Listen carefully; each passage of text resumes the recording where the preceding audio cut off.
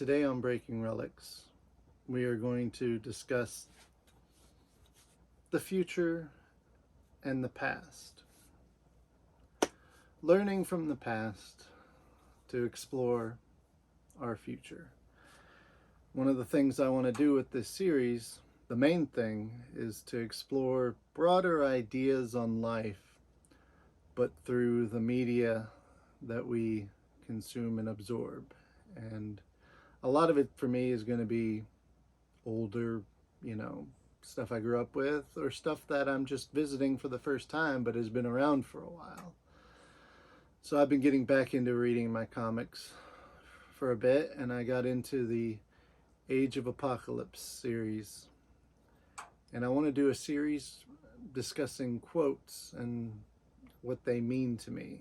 And there was one that I read this past weekend on the beginning of my read through in Excalibur #1 that has very important meaning with multiple conversations that I had before I read it.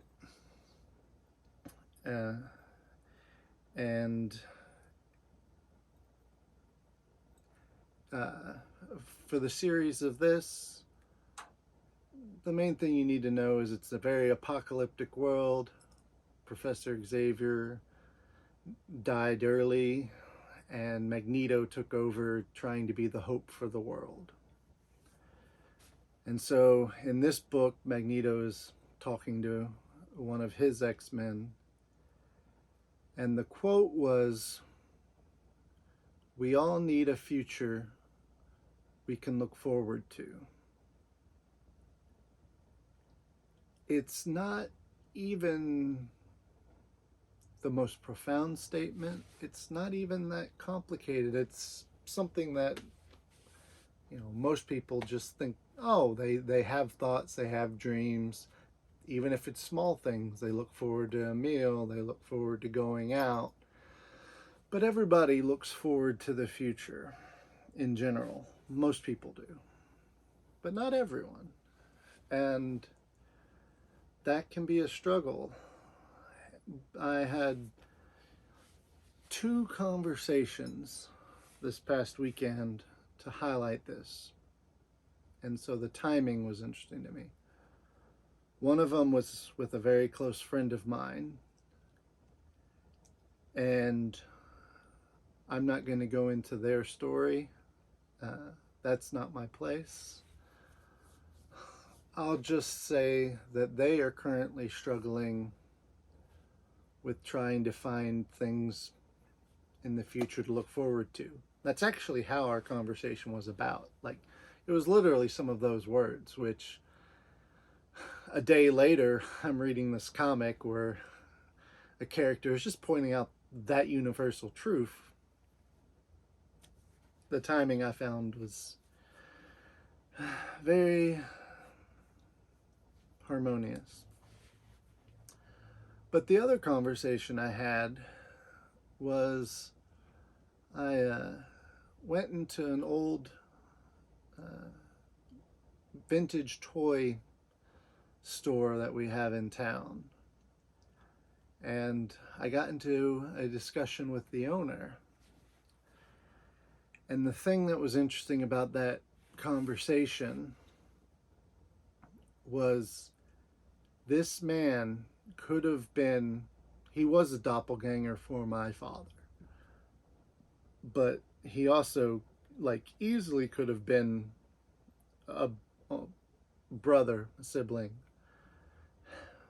My dad passed away a few years ago after struggling with diabetes for most of his life, and then he was on dialysis and until he had had enough and it was time to go.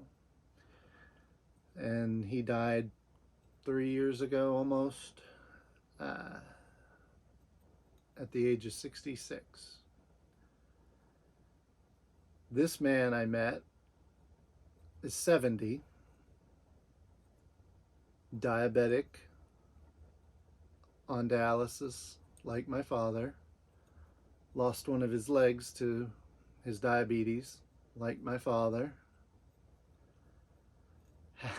had the same thinning hair and hair color, had the same mustache, and the clincher for it to me of just how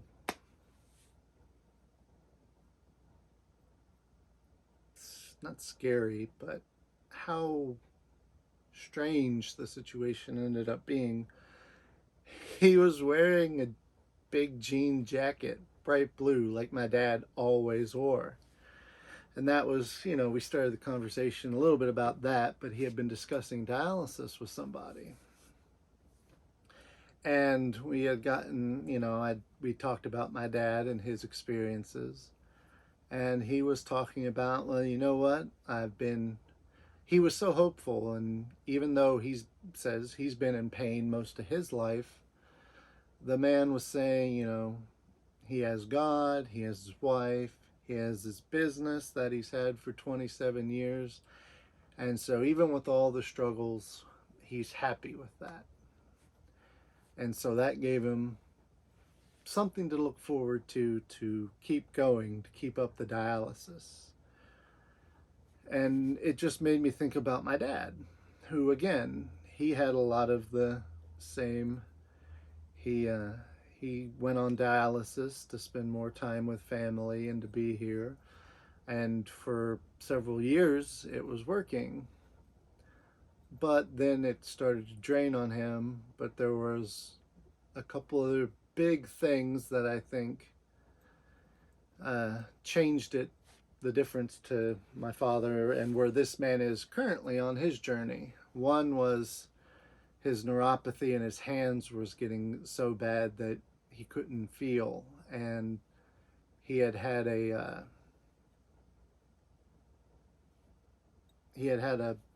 infection, and he actually lost part of one of his fingers the summer before he decided to go off dialysis.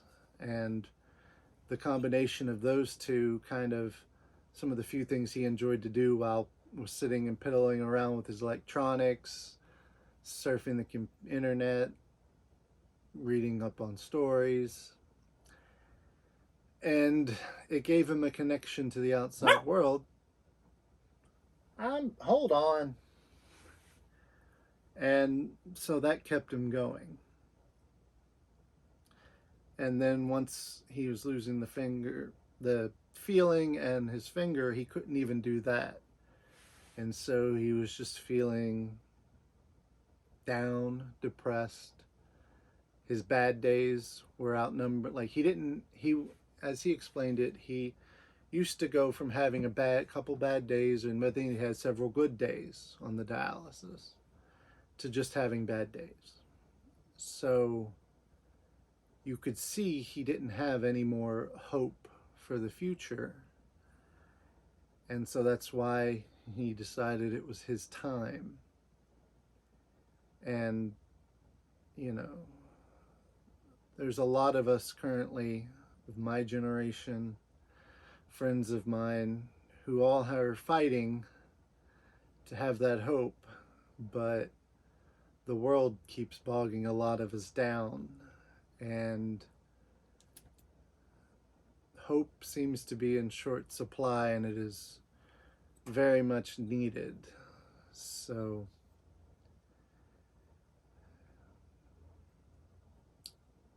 I found it very interesting. I can't tell you. I'm almost done. You'll meet him later.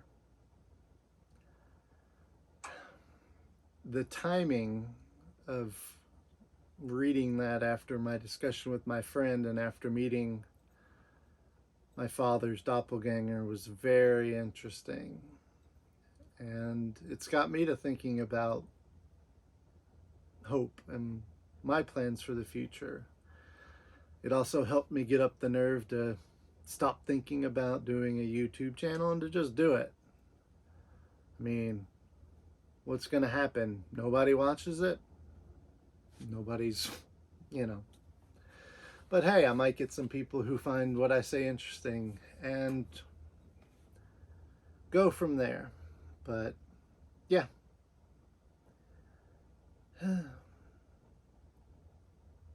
Till next time.